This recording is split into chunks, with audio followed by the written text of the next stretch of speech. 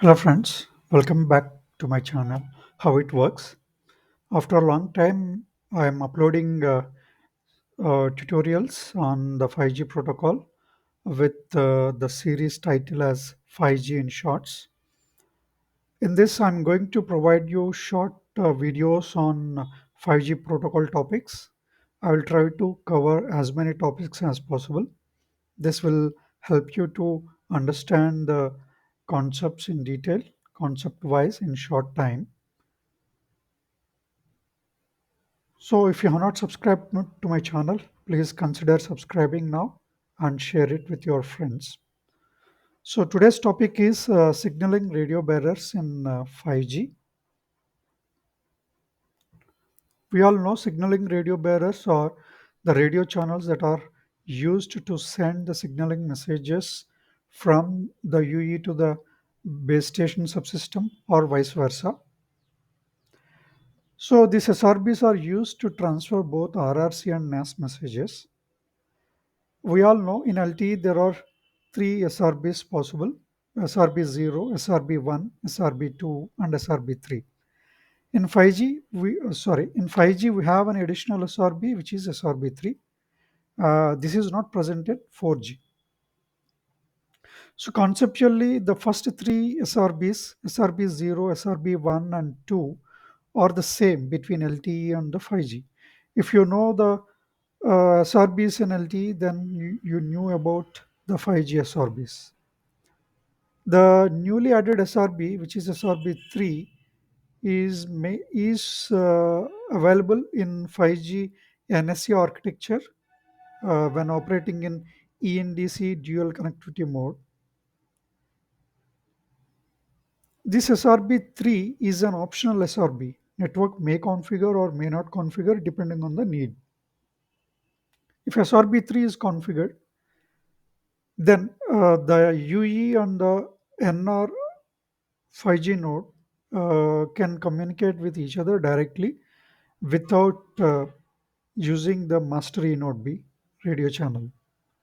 So it is like a shortcut between the UE and the G node B.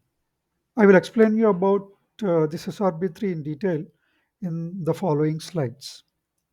So coming to the SRB0, SRB0 is mainly used for sending only the RRC messages. It uses common control logical channel and operates in RLC transparent mode. Because it uses a common control channel, there won't be any acknowledgement mechanism. That is why there won't be any headers added. It is a transparent mode. And if you see the messages that we send over this SRB0 or starting from RRC setup request, RRC setup, which is sent by the network to the UE to configure the lower layers, RRC resume request 1 and resume request. Resume request, these are specific to the 5G. And other system information related RRC messages like RRC system information request, RRC reestablishment request, RRC reject. All these messages will use SRB0 and operate in transparent mode. In SRB1, this will be used both for RRC messages and NAS signaling messages if there is no SRB2 established yet. We know the NAS messages usually go over SRB2 if it is already established. So if it is not there, then it will use the SRB1 even for sending the NAS signaling messages. Usually they go as a piggybacked message as part of RRC message. Again, this SRB operates in RLC acknowledgement mode and uses a dedicated control channel, logical channel for transport. So sometimes it this particular SRB1 will operate in transparent mode as well.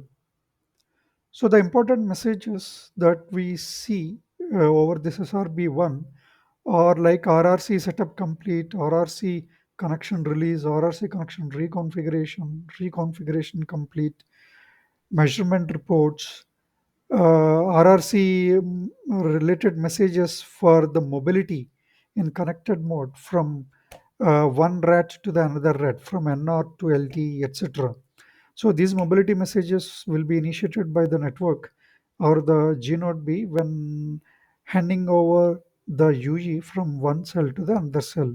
So mobility from NR command will be received by the UE. So all these messages will go in acknowledgement mode where there will be an acknowledgement will be provided by the receiving party to the sender. So if you see the transparent mode, when this SRB will operate in transparent mode at the time of sending the paging messages, because the paging messages are not specific to one UE. Paging is a mechanism that is used to inform multiple UEs that are present in a tracking area or a group of tracking areas.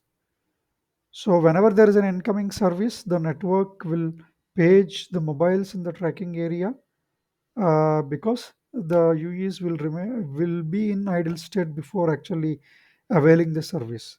So this paging message will go in transparent mode. We know that it uses paging control channel. Apart from that, there are other important messages like UE capability inquiry and UE capability information. I explained about these messages in detail in my previous tutorial about LTE log analysis. I'm giving the tutorial link in this video description. I recommend you to go through the tutorial to understand much details about this UG capability information.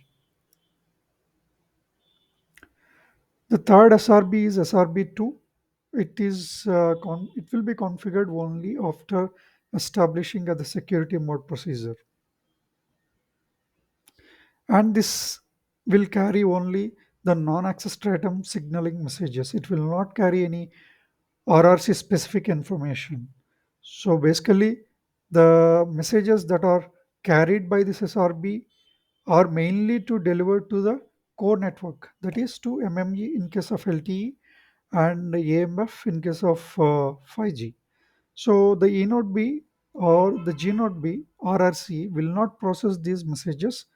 It will just extract the NAS component and send it over to the core network.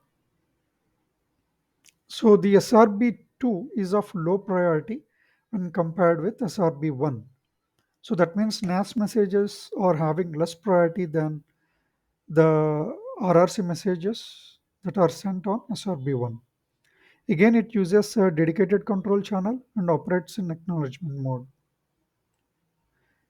So what messages this SRB2 will use? It will send uplink information transfer and downlink information transfer, which are basically carrying the NAS signaling.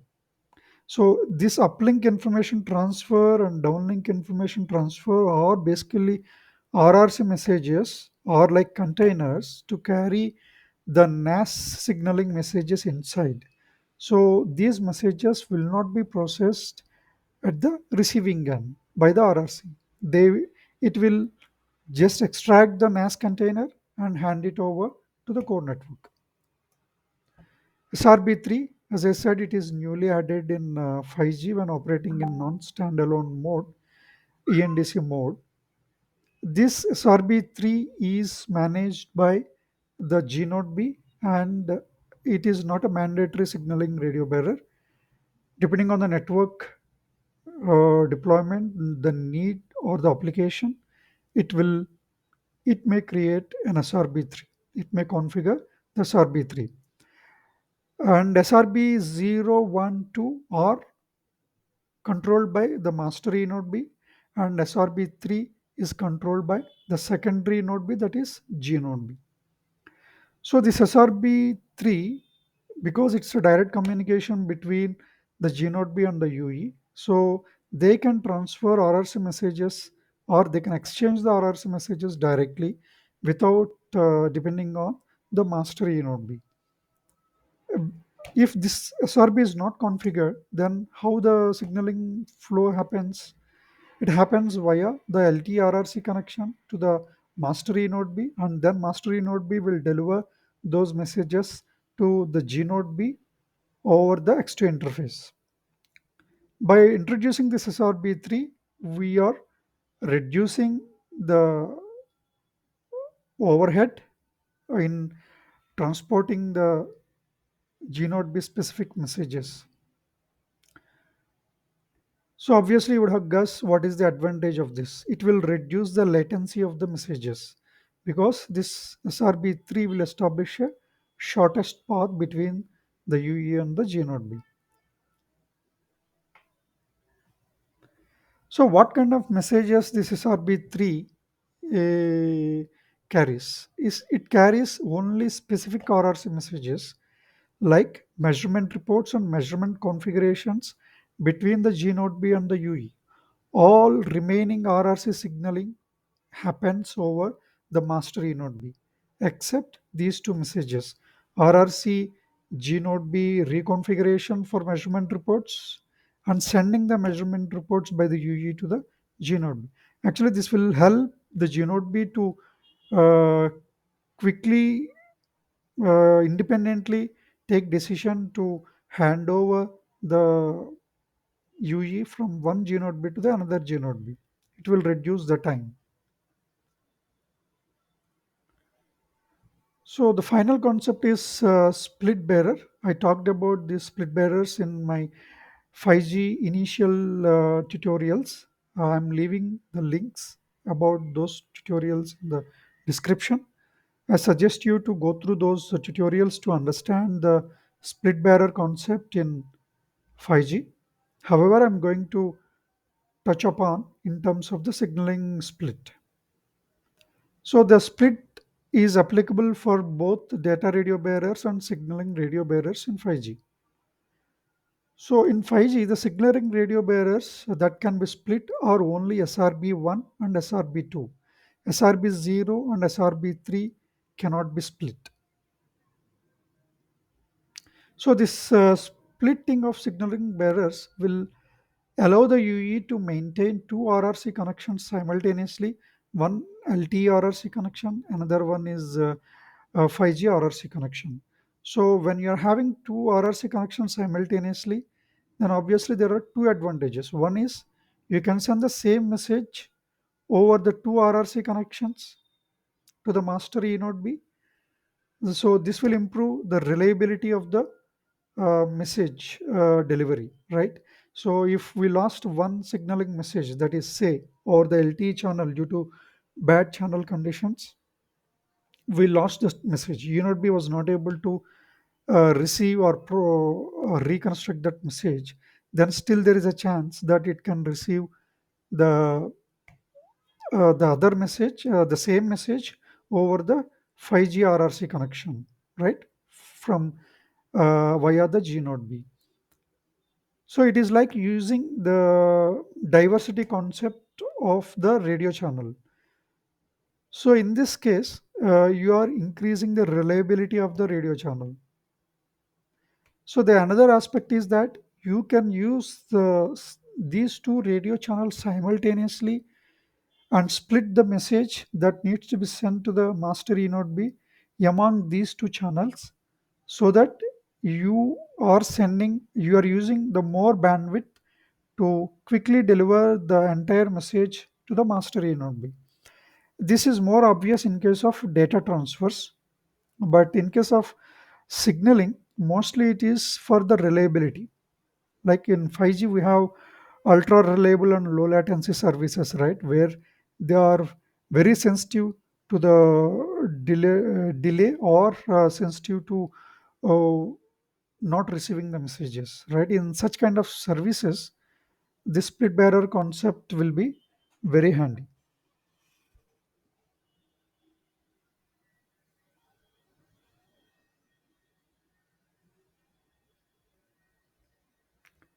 So that's all about signaling radio bearers in 5G. Hope you understand this. Later on, I will try to cover the actual log messages how this configurations about this SRB3 and how the measurement reports will be transported over SRB3 if possible in my future videos. Hope you understand this. Please stay tuned to my channel to get the updates on future videos. Thank you.